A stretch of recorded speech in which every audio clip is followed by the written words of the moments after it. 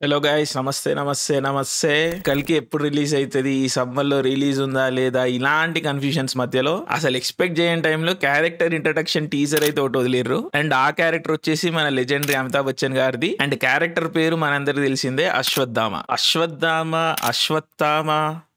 Correct pronunciation ఏంటో నాకు కూడా కొంచెం కన్ఫ్యూజన్ ఉంది. బట్ ఇంగ్లీష్ లో రాసినప్పుడు స్పెల్లింగ్ ప్రొనౌన్స్ చేయాలంటే అశ్వత్థామ ఉండొచ్చు, maybe correct me in the comments. But Ashwatthama అంటే మనకు తెలుసు మహాభారతంలో ఒక చాలా చాలా ఇంపార్టెంట్ క్యారెక్టర్. అండ్ అశ్వత్థాముడు వచ్చేసి ద్రోణాచార్యుడి కొడుకు అనమాట. అండ్ మీరు ఏ వర్షన్ ఆఫ్ మహాభారత చదివినా కూడా మీకు అర్థమైపోతుంది అశ్వత్థాముడు అనేది ఒక చాలా చాలా కాంప్లెక్స్ క్యారెక్టర్ అనమాట. ఎందుకంటే లాస్ట్ వరకు అర్థం కాదు అశ్వత్థామ గుడ్ క్యారెక్టరా లేకపోతే బ్యాడ్ క్యారెక్టరా అని. బట్ సింపుల్ గా మనం అశ్వత్థామ లైఫ్ ఈవెంట్స్ చూడాలంటే ఇందాక చెప్పినట్టు ద్రోణాచార్యుడికి కృపికి పుట్టిన కొడుకు అశ్వత్థాముడు. అండ్ అశ్వత్థామ అన్న పేరు అశ్వత్థ ట్రీ నుంచి వచ్చింది అని లెజెండ్. అశ్వత్థ ట్రీ అంటే మన రావి చెట్టు. అండ్ ఆయన జననం కూడా చాలా మిథికల్ నేచర్ లోనే అవుతుంది. అంటే ఒక లెజెండ్ ప్రకారం ఆయన పుట్టినప్పుడు పిల్లల్లాగా ఏడవకుండా హార్స్ సౌండ్లు చేసిండు అన్నది కూడా ఒక కథ ఉన్నది. అండ్ అశ్వము అంటే మనకు తెలుసు సంస్కృతంలో హార్స్. మరి అశ్వత్థామ అన్న పేరుకి అశ్వం అన్న వర్డ్కి ఏమైనా సంబంధం ఉందా అంటే తెలియదు. This is just silly interpretation. But అశ్వానికి అంటే హార్స్ కి మాత్రం చాలా చాలా సిగ్నిఫికెన్స్ ఉంది ఇండియన్ కాంటెక్స్ట్ లో. వేదాల్లో చాలా సిగ్నిఫికెంట్ ప్రెజెన్స్ ఉంటుంది హార్స్ ది. అండ్ అలాగే ఇతిహాసాల్లో పురాణాల్లో ప్రస్తావన వస్తుంది. అండ్ ముఖ్యంగా ఈ రోజు మన ప్రస్తావన అయిన కలికి భగవానుడు కూడా గుర్రం మీదనే వస్తాడు. సో హార్స్ అన్న ఒక డామినెంట్ థీమ్ అయితే మనకు కనిపిస్తూ ఉంటది through out Indian history. And of course human హిస్టరీలో కూడా హార్స్ అనేది చాలా చాలా సిగ్నిఫికెంట్ యానిమల్. బట్ ఎనీవే అశ్వత్థాముడు విషయానికి వస్తే అశ్వత్థాముడు ఒక మనీతో పుడతాడు అనమాట. ఇక్కడ ఫోర్ హెడ్ లో ఉంటది. అది ఆయనను ప్రొటెక్ట్ చేస్తూ చాలా పవర్స్ ఇస్తుంది అని ఒక లెజెండ్ ఉన్నది. అండ్ మనం టీజర్ లో చూసుకున్నా కూడా అమితాబ్ బచ్చన్ ఫోర్ హెడ్ మీద ఒక మనీ గ్లో అవుతా ఉంటది. ఈ మనీ గురించి చాలా చాలా స్పెక్యులేషన్స్ ఉన్నాయి, దాని గురించి వద్దాము. బట్ అశ్వత్థాముడు పుడతాడు అండ్ ద్రోణాచార్యుడు కౌరవులు పాండవులతో పాటుగా ఆయనకు కూడా ట్రైనింగ్ ఇస్తాడు. అండ్ అశ్వత్థాముడు ఒక స్కిల్డ్ వారియర్, చాలా గొప్ప యోధుడు అవుతాడు. అండ్ అఫ్ కోర్స్ మనకు తెలిసిన విధంగానే కౌరవుల సైడ్ నుంచి మహాభారత యుద్ధంలో పాల్గొంటాడు. అండ్ అశ్వత్థాముని దగ్గర నారాయణాస్త్రం, బ్రహ్మాస్త్రం లాంటి చాలా పవర్ఫుల్ వెపన్స్ ఉంటాయి. అండ్ స్కూల్లో తెలుగు ఫస్ట్ లాంగ్వేజ్ చదువుకున్న పిల్లలకి తెలుసు అశ్వత్థామ హతః కుంజరః అని. అంటే తెలియని వాళ్ళ కాంటెక్స్ట్ ఏంటంటే ద్రోణాచార్యుడు చాలా పవర్ఫుల్ స్కిల్డ్ వారియర్ అండ్ కౌరవులకి పాండవులకి గురువు. అండ్ ఆబ్వియస్లీ ఆయన ఓడించడం చాలా కష్టం అవుతుంది కురుక్షేత్ర యుద్ధంలో. సో అప్పుడు పాండవులకు ప్లాన్ వేస్తారనమాట, సైకలాజికల్ వార్ఫేర్. అంటే ఎప్పుడు అబద్ధం చెప్పని ధర్మరాజుతోని అశ్వత్థామ హతః అని గట్టిగా అనౌన్స్ చేపిస్తారు, అంటే అశ్వత్థాముడు చచ్చిపోయిండు అని. కానీ ధర్మరాజు అబద్ధం చెప్పాడు కాబట్టి కుంజరః అని చిన్నగా అంటాడు. అంటే బేసికలీ అశ్వత్థామ అనే ఏనుగు చచ్చిపోయింది, అశ్వత్థాముడు చచ్చిపోలేదు. కానీ ద్రోణాచార్యుడికి ఆబ్వియస్లీ అశ్వత్థామ హతః అన్నది ఒకటే అనిపించింది. సో న్యాచురల్లీ డీరాసినేట్ అయిపోయి he gives up his arms. And తర్వాత చాలా ఈవెంట్స్ అవుతాయి. సో ఇది ఒక చాలా క్రూషియల్ పాయింట్ అన్నట్టు, ఇది అబద్ధమా కాదా అని. బట్ ఎనీవే మోరల్ డైలమాస్ పక్కన పెడితే ఒక అబద్ధం ఆడి తండ్రిని ఓడగొట్టిండ్రు అన్న కోపంతో రగిలిపోతాడు అశ్వత్థాముడు. సో ఆయన ఇంటర్ప్రిటేషన్ లో అవతల సైడ్ తప్పు చేసింది మోరలీ. సో దానికి ప్రతిహారంగా ఈయన కూడా ఒక తప్పు చేస్తాడు. పాండవుల క్యాంపు పైన మిడ్ నైట్ వెళ్లి బ్రహ్మాస్త్రాన్ని ఉపయోగిస్తాడు. ఇది కురుక్షేత్ర యుద్ధంలో చాలా తప్పు. సూర్యాస్తమయం తర్వాత ఎటువంటి యుద్ధం జరగకూడదు, నైట్ వెపన్ వాడడమే తప్పు. బట్ ఆ వెపన్ కూడా కడుపుతో ఉన్న ఉత్తరాన్ని చంపడానికి వాడిర్రు అన్న ఒక ఇంటర్ప్రిటేషన్ వస్తుంది. సో ఆబ్వియస్లీ అది చాలా పెద్ద తప్పులా కన్సిడర్ అవుతుంది. And on side note Uttara ఎవరు అంటే అభిమన్యుడి భార్య. విరాట పర్వంలో చూస్తాం మనం Nartanasala and all. But anyway Uttara significance ఏంటంటే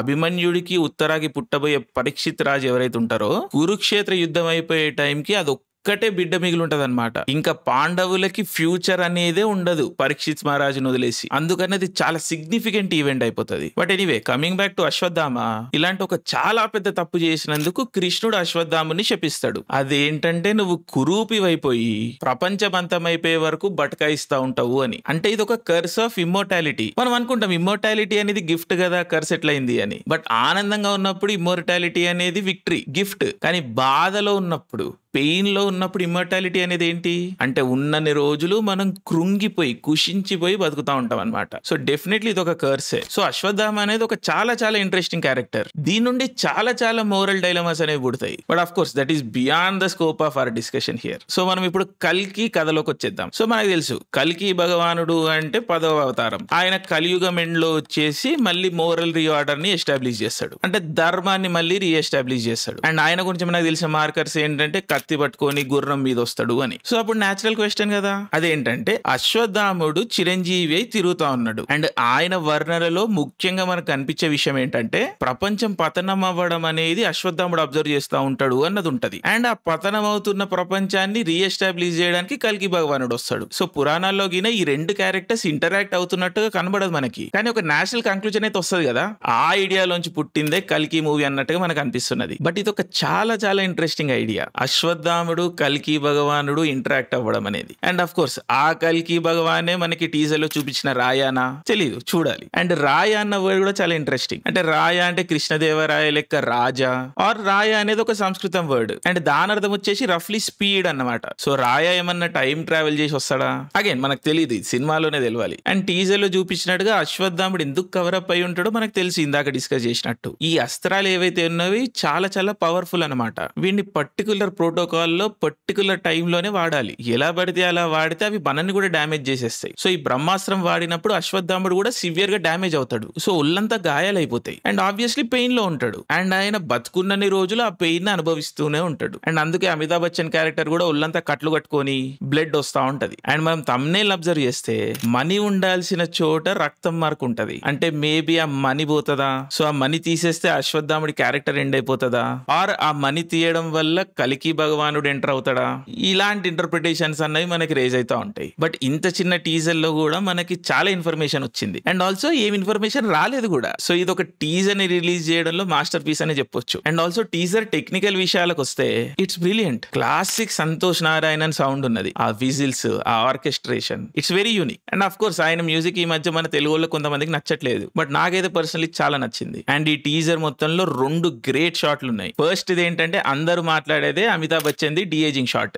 ఆఫ్ కోర్స్ ఇది ఒక చాలా చాలా interesting shot and it's a technical achievement. మనం షార్ట్ బ్రేక్ డౌన్ చూసుకుంటే బ్యాక్గ్రౌండ్ లో వర్చువల్ ప్రొడక్షన్ వాడినరు, అంటే బ్యాక్గ్రౌండ్ లో ఒక స్క్రీన్ ఉంది బేసికలీ అండ్ ఫ్రంట్ లో అమితాబ్ బచ్చన్ ఉన్నాడు. సో డిఏజింగ్ అనేది ఒక బ్రాడ్ టర్మ్ అన్నమాట. అంటే దీంట్లో చాలా చాలా ప్రోటోకాల్స్ ఉన్నాయి. Martin Scorsese the Irish men లో ఒక కొత్త టెక్నాలజీ వాడిండు, ఇక్కడ కల్కిలో వాడింది అదే టెక్నాలజీ అని నేను అనుకుంటలేను. Of course I could be wrong, but నా ఇంటర్ప్రిటేషన్ ఏంటంటే ఈ షార్ట్ లో ఉన్నది అమితాబ్ బచ్చన్ కాదు, are okay let me rephrase it, ఈ షార్ట్ లో ఉన్నది అమితాబ్ బచ్చన్ అయినా కాకపోయినా పెద్దగా డిఫరెన్స్ ఉండదు. ఎందుకంటే what they have done basically is Amitabh Bachchan height లేకపోతే ఆ బాడీ లాంగ్వేజ్ లో ఉన్న ఒక మనిషిని తీసుకొని ఫేస్ మొత్తాన్ని రిప్లేస్ చేసిండ్రు. అండ్ ఇది ఎట్లా జరుగుతుంది అంటే బేసిక్ కంపోజిటింగ్ వర్కే, అంటే ఐడియా లెవెల్ లో చెప్తున్నా, ఈ అవుట్పుట్ తీసుకురావడం చాలా కష్టం. అండ్ ఈ రోజు మనం చూసుకుంటే Amitabh Bachchan ice obviously old అయిపోయారు కాబట్టి ఇంత ఓపెన్ అవ్వవు. సో ఏదన్నా ఓల్డ్ ఫోటోలోంచి లేకపోతే ఓల్డ్ ఫుటేజ్ లోంచి అమితాబ్ బచ్చన్ ఐస్ ని తీసుకొని దాని చుట్టూ ఒక యంగ్ ఫేస్ ని రీక్రియేట్ చేసిర్రు అన్నది నా ఇంటర్ప్రిటేషన్. బేసికల్లీ ఫేస్ ని స్వాప్ చేసిర్రు అన్నది నా థియరీ. అందుకే మనం చూసుకుంటే ఫేస్ లో పెద్దగా ఎక్స్ప్రెషన్స్ లేవు. అండ్ ఈ షార్ట్ లో కూడా అరౌండ్ 22 ఫ్రేమ్స్ ఉన్నాయి. So it's not a very long short, but process ఏదైనా సరే ఇట్స్ ఎ